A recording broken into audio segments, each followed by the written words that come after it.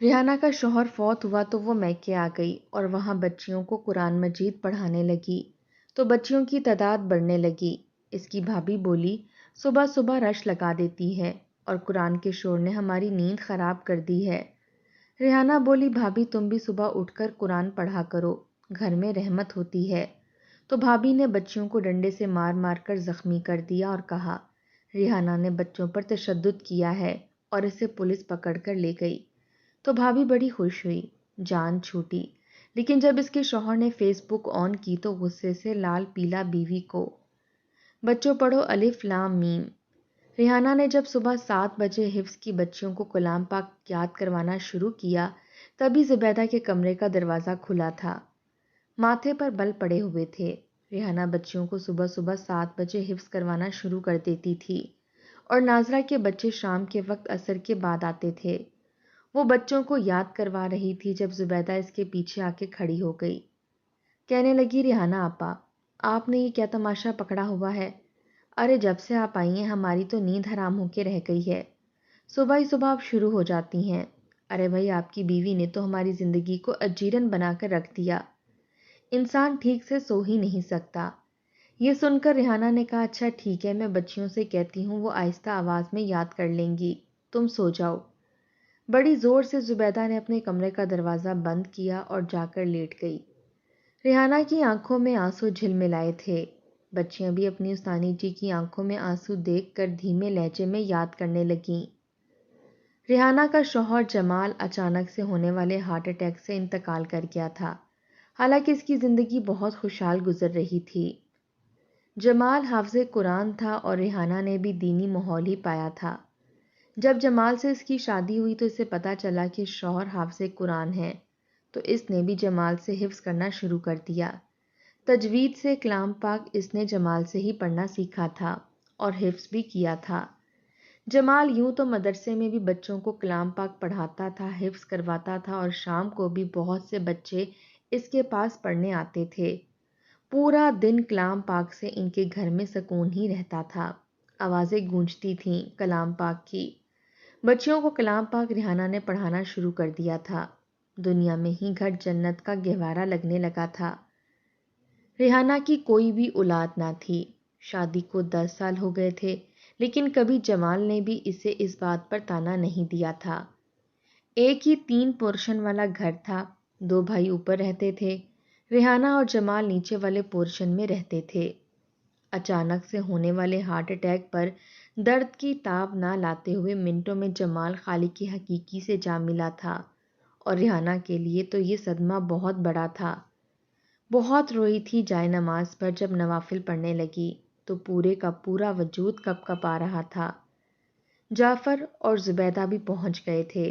तदफीन के बाद रिहाना की दोनों जिठानियां नीचे आ गईं। कहने लगी, अपने भाई के साथ तुम भी चलती बनो। ये सुनकर रिहाना कहने लगी, क्या हो गया भाभी, मुझे इद्दत तो पूरी कर लेने दें, और ये जमाल का भी तो घर है। वो कहने लगी, नहीं है तुम्हारे शौहर का कोई हक, वो चला गया है दुनिया से, बेहतर है कि इद्दत अपने भाई के घर गुजारो। यहाँ तुम्हारा कोई महरम रिश्ता नहीं है, तुम्हारा यहाँ रहना ठीक नहीं है। और फिर जवान जहान हो, खूबसूरत हो, कल को किसी की नीयत तुम पर खराब हो गई तो हमारा तो घर उजड़ जाएगा। जिठानियों की बातें सुनकर जैसे रिहाना के दिल पर जख्म हुआ था। क्या सुन रही थी वो? इसने हमेशा अपनी दोनों जेठों से पर्दा किया था। जमाल क्या गया, सबकी नजरें और बातें ही बदल गई थीं। जाफर कहने लगा, आपा उठें, आप मेरे साथ चलें, आपकी 2 रोटियां मुझ पर बोझ नहीं हैं। रोते धोते रिहाना जाफर के साथ मैके आके बैठ गई थी, लेकिन कलाम पाक पढ़ाने की ऐसी आदत थी कि जी नहीं लगता था, इसलिए इसने जाफर से इजाज़त मांगी। जाफर, अगर तुम्हें बुरा ना लगे तो क्या मैं बच्चियों को कलाम पाक पढ़ा दिया करूं?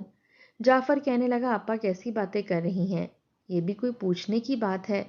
और यहाँ पढ़ाएं, आपको किसने रोका है? ये घर आपका भी उतना है जितना मेरा है। जाफर रिहाना का बहुत ख्याल रखता था, जानता था कि बहन कितने बड़े सदमे से गुजर के आई है। लेकिन जुबैदा को रिहाना खटकने लगी थी। हालांकि रिहाना ने आते ही घर की सारी जिम्मेदारियां भी संभाल ली थीं। खाना भी खुद पका लेती थी और छोटे मोटे कई काम करती थी। تاکہ زبیدہ کے ماتھے پر بل نہ پڑے، کہیں ریحانہ کی 2 روٹیاں بھابھی پر بھاری نہ پڑیں، لیکن پھر بھی زبیدہ کی زبان کے تیر اسے زخمی کر دیتے تھے۔ صبح جب 10 بجے جعفر تیار ہو کے کمرے سے نکلا تو کہنے لگا، زبیدہ جلدی اٹھ کر باہر آؤ، ناشتہ بنا کر دو، مجھے دکان سے دیر ہو رہی ہے۔ پھر کہنے لگا، پتہ نہیں اس کی عادت کب بدلے گی، رات کو دیر تک جاگے گی، صبح دیر سے اٹھے گی، پتہ بھی ہے کہ مجھے دکان پر جانا ہوتا ہے۔ ریحانہ کہنے لگی، اسے تم تنگ نہ کرو، میں تمہیں ناشتہ بنا دیتی ہوں۔ ریحانہ نے اپنا اور جعفر کا ناشتہ بنایا۔ ناشتے کے دوران کہنے لگی، جعفر کیا میرے کلام پاک پڑھانے سے تم دونوں ڈسٹرب ہوتے ہو؟ جعفر کہنے لگا، کیسی باتیں کر رہی ہیں آپ؟ میں کیوں ڈسٹرب ہونے لگا؟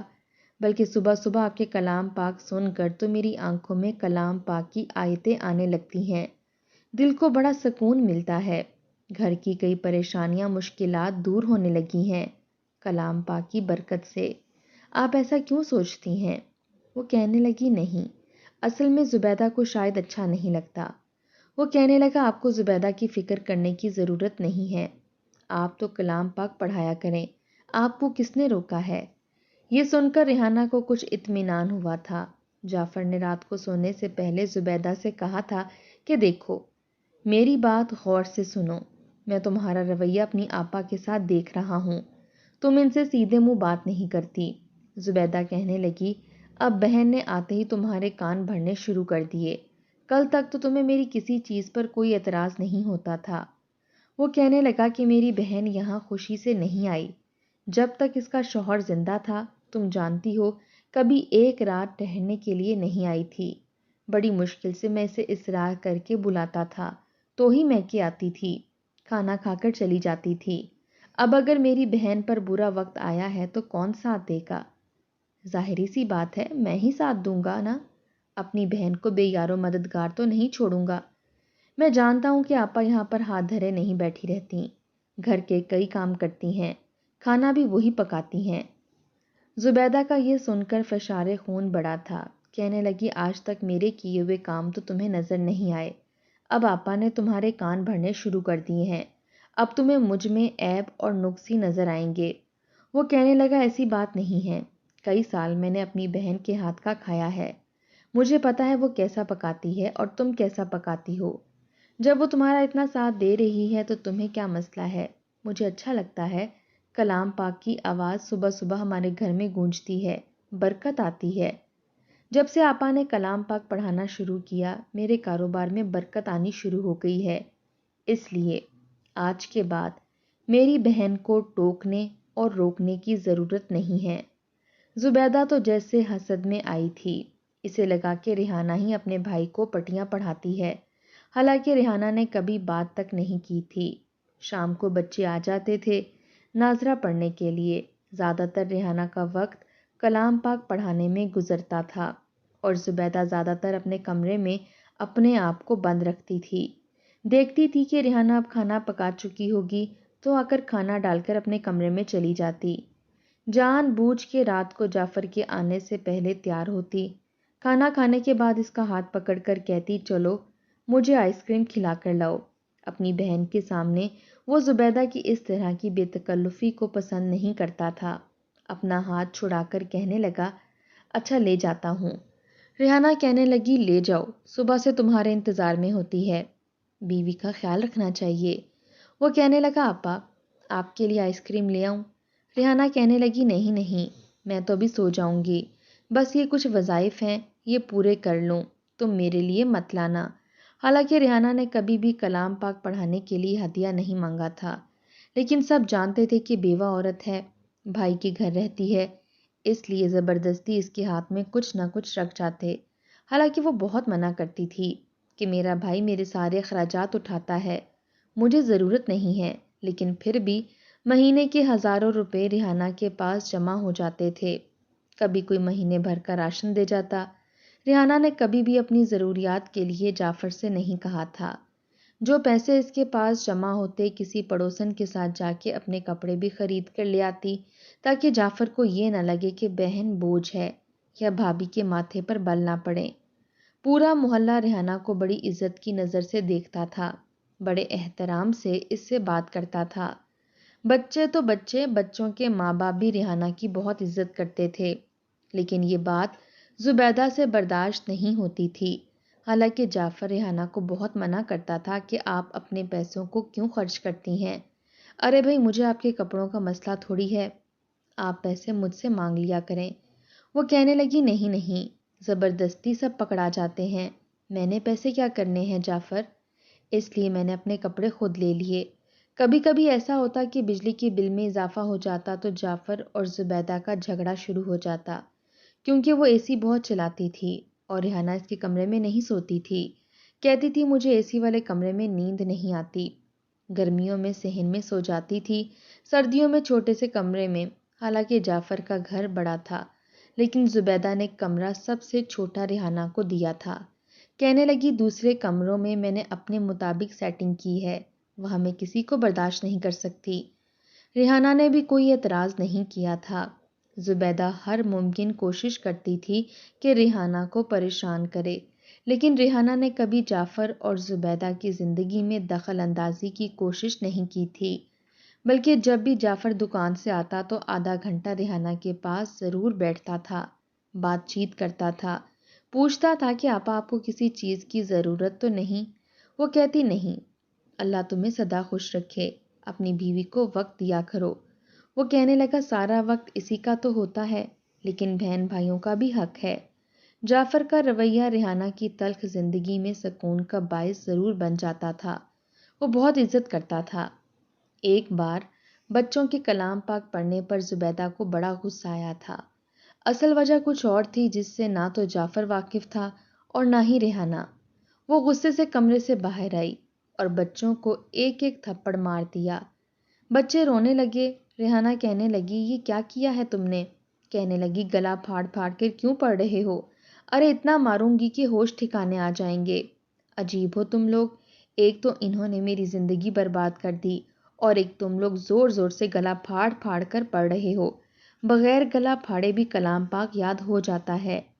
ایک انسان کی کوئی پرائیویسی ہی نہیں ہے، اپنے ہی گھر میں مصیبت ڈال رکھی ہوئی ہے۔ خاموشی ہی نہیں ملتی، سکون ہی نہیں ملتا کہ انسان اپنا کوئی کام کر لے۔ یہ کہہ کے وہ اپنے کمرے میں چلی گئی۔ ریحانہ نے بچوں کو پیار کیا، کہنے لگی، گھر جا کے کسی کو نہ بتانا۔ آج تک ریحانہ نے کبھی زبیدہ کو نماز پڑھتے نہیں دیکھا تھا، نہ ہی کلام پاک کھولتے دیکھا تھا۔ حالانکہ جعفر بھی پابندی سے باجماعت نماز پڑھتا تھا اور کلام پاک بھی ضرور پڑھتا تھا۔ زبیدہ نے شروع سے ہی کبھی نماز اور قرآن کی طرف توجہ نہیں دی تھی اور جعفر نے کبھی سختی بھی نہیں کی تھی۔ اکثر کبھی کبھی ریحانہ دیکھتی کہ زبیدہ کا موڈ کچھ اچھا ہے تو اسے کہہ دیتی تھی کہ زبیدہ، نماز پڑھا کرو، میں نے آج تک کبھی تمہیں کلام پاک کھولتے نہیں دیکھا۔ تو کہنے لگی، مجھے دنیا کا دکھاوا کرنے کی عادت نہیں ہے کہ میں دنیا کو دکھا کے پڑھنے لگوں، جیسے آپ کو ساری دنیا کے سامنے اپنی نیک نامی کرنے کی عادت ہے۔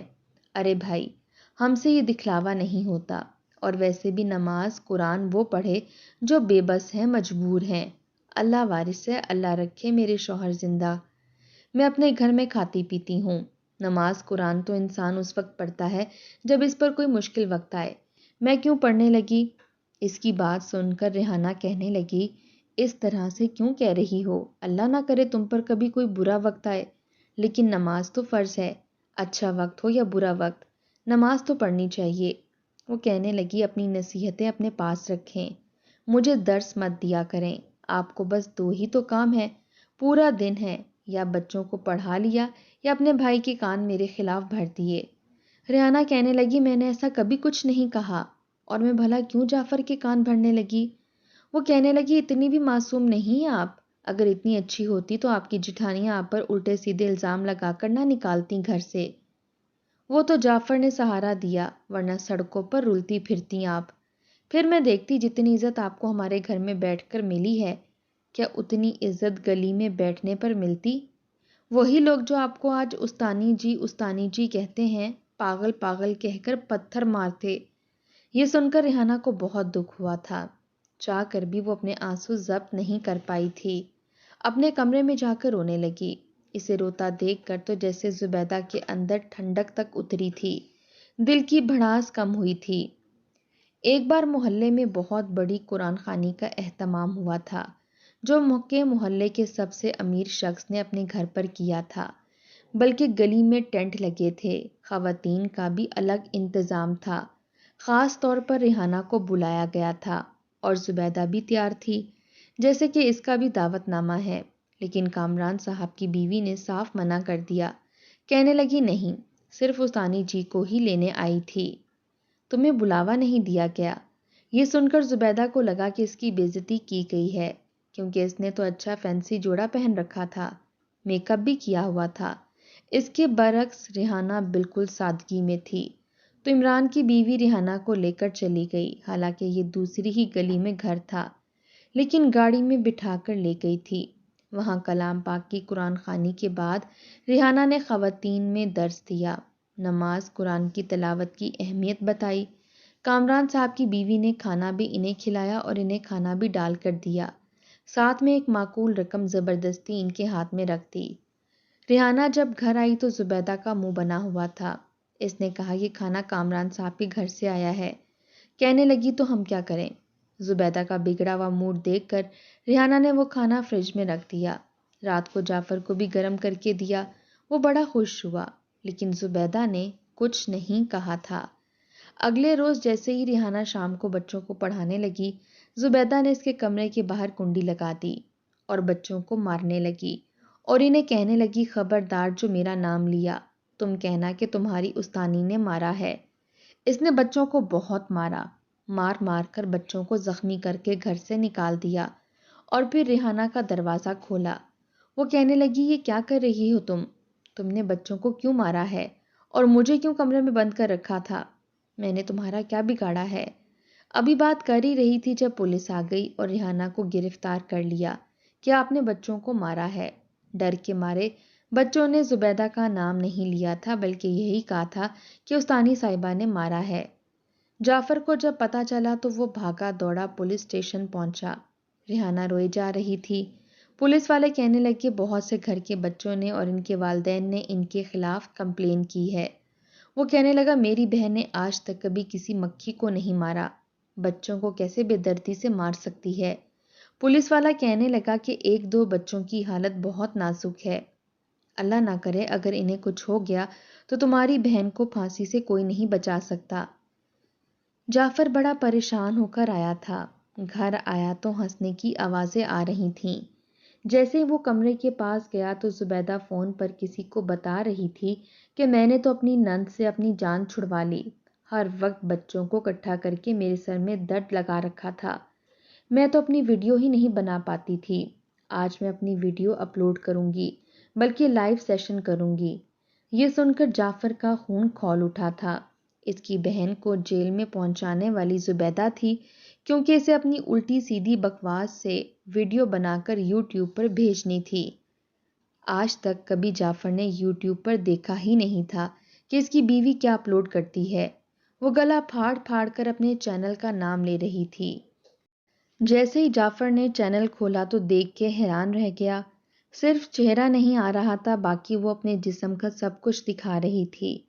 اپنے گورے پیروں پر ناخن پالش لگائی ہوئی تھی، اپنے ہاتھوں کو مزین کیا ہوا تھا، نئے کپڑے پہنے ہوئے تھے، کبھی خالی اپنے ہونٹ دکھاتی، کبھی اپنی آنکھیں اور لڑکوں کے بیہودہ میسیجز سے کمنٹ سیشن بھرا پڑا تھا۔